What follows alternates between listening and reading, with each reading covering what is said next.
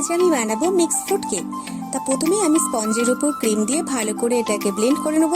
তারপরে এর মধ্যে দিয়ে দেবো ম্যাঙ্গো ক্রাশ, দিয়ে এটাকেও ভালো করে ব্লেন্ড করে নেব। আর যেহেতু এটা মিক্স ফ্রুট কেক তাই আমি প্রথমে ম্যাঙ্গো দেবো, তারপর স্ট্রবেরি, তারপর পাইনাপেল। এরপর আমি স্পঞ্জ দিয়ে এর মধ্যে ওয়াটার স্প্রে করে দেবো। আমি সুগার সিরাপ ব্যবহার করি না, কারণ তাহলে খুব মিষ্টি হয়ে যায় বেশি। এরপর ক্রিমের ওপর আবার আমি কিছুটা স্ট্রবেরি ক্রাশ দিয়ে দেবো, দিয়ে এটাকেও ভালো করে ব্লেন্ড করে দেবো। তারপর আমি দিয়ে দেবো স্পঞ্জ, তার উপর পাইনাপেল ক্রাশ দিয়ে ভালো করে এটাকে আমি ক্রাম কোটিং করে ফ্রিজে রেখে দেবো। আর এইটা আমি কি থিমের ওপর ভিডিওটা বানাচ্ছি এটা দেখার জন্য আপনাদের ওয়েট করতে হবে আমার পার্ট 2 ভিডিওর জন্য।